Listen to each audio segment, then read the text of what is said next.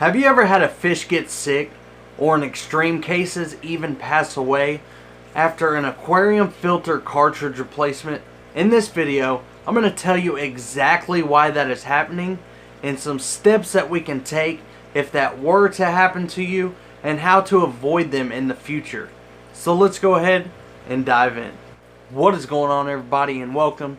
If this is our first time meeting, I am Kendall Otter from Otter Creek Aquatics. And if you're looking to grow your aquarium keeping skills, or looking for other videos to boost your knowledge about the aquarium hobby, then make sure you go ahead and consider subscribing so you don't miss any of my upcoming weekly videos. Now let's go ahead and dive into that aquarium filter cartridge replacement. So the first thing I want to talk about in this video is what is the purpose of aquarium filtration. And one of the biggest answers is always it's going to suck up extra debris in your aquarium. So whether that's fish poop or extra food that we feed our fish that they don't eat. And while that's a really good answer, because that is a big portion of what filters do, they filter the water and clean that extra debris. But another big portion is that filter holds beneficial bacteria that your tank needs to thrive.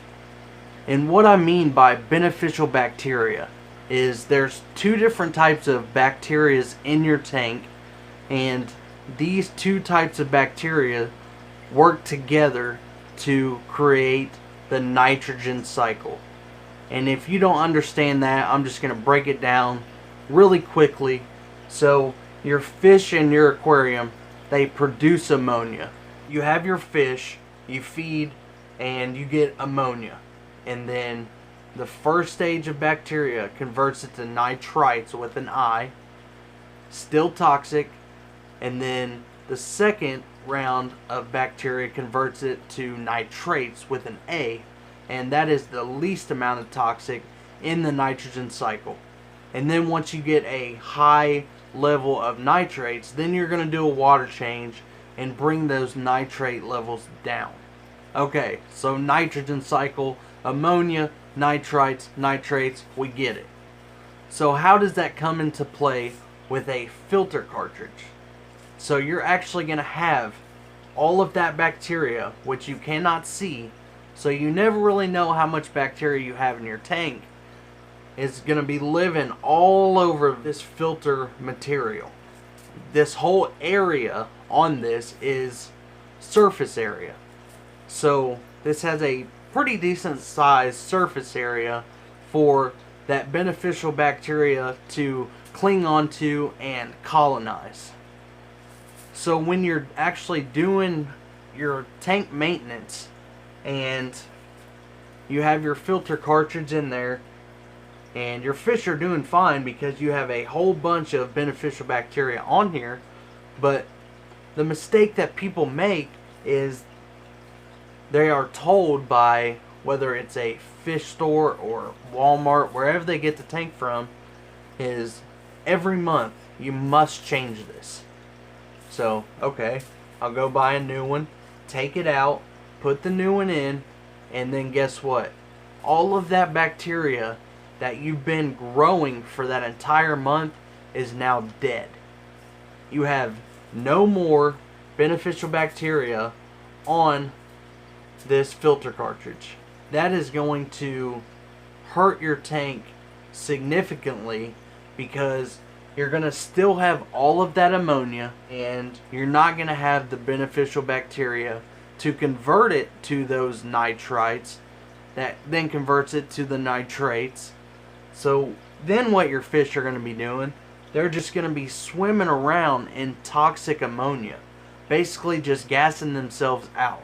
So every time you replace one of these, you lose a huge portion of that beneficial bacteria that your tank needs to thrive. And that is why you do not need to be using these filter cartridges. And I'm going to show you today exactly how you can optimize your filters so that you're not running into this problem. So for this demonstration, I'm just going to use this little filter, and this is an AquaClear 50. And those of you that use filter cartridges, you know that your filter cartridge is going to sit in here like this.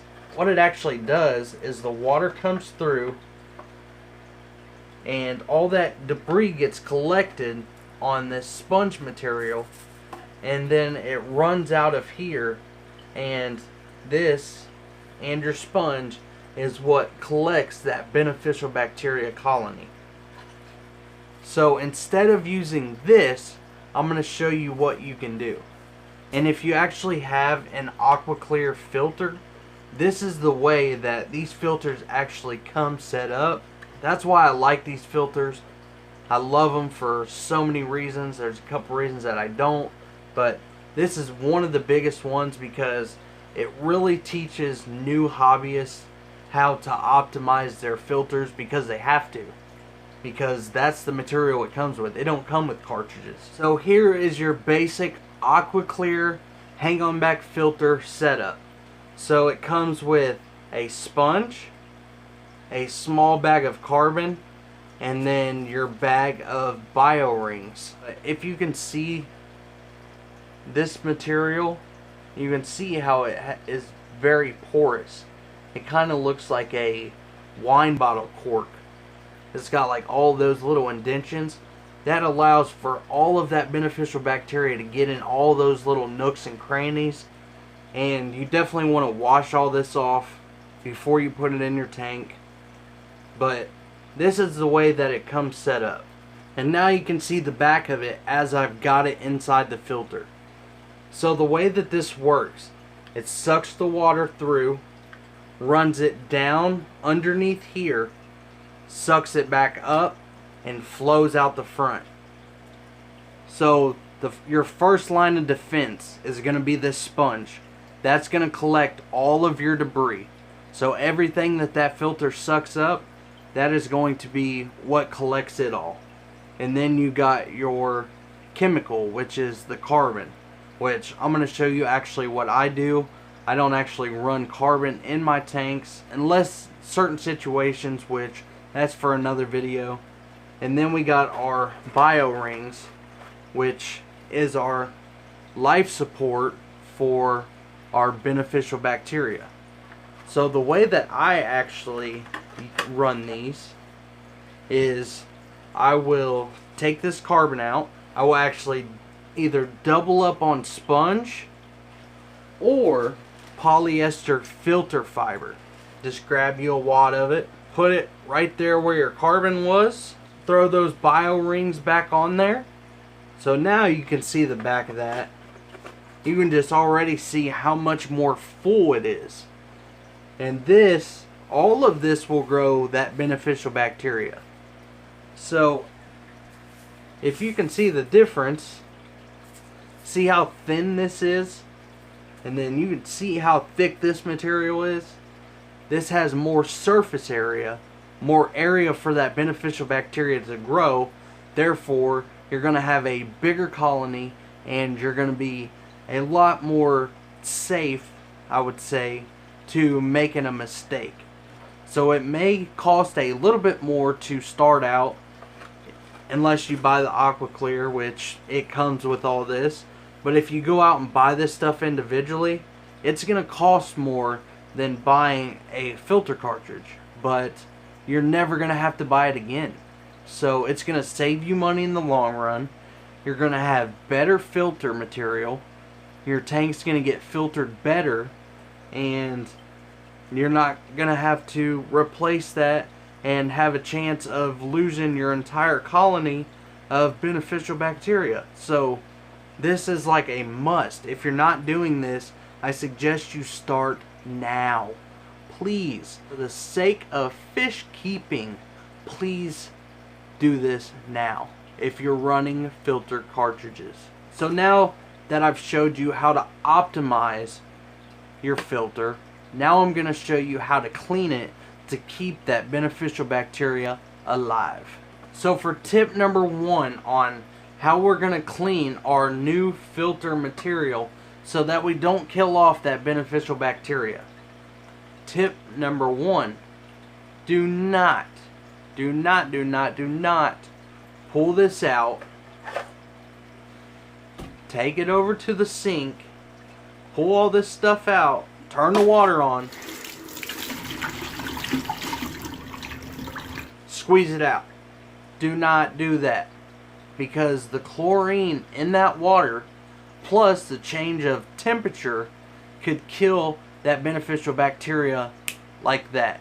And you're in the same boat as throwing that filter cartridge away. If you're using a Python or something, you definitely don't want to do that either. Even though you have tank water coming in, you still have that regular chlorinated water mixing in. So you definitely don't want to wash it in the sink when you're doing a water change with a Python. Instead, you can either dip some water out of your tank with a glass, or you could cut off a little piece of your Python, or grab a little piece of garden hose and just either use your mouth to start your siphon, or you can do the double dip and start your siphon. Siphon just a little bit out into a bucket, and then you're going to clean all of your filter material in that bucket. And what this is going to do is, this tank is already dechlorinated. It's already got this water running over this filter material. It's the same temperature, and that's going to keep your beneficial bacteria alive, and it's going to keep your tank thriving at the end of the day. Let me know if this video helped, and I hope it did. If you got some value out of it, go ahead and hit that like button. If you're new here, go ahead and smash that subscribe button and ding that notification bell. Thank you all for watching. Keep following your dreams, keep inspiring, and until next time, everybody, see ya.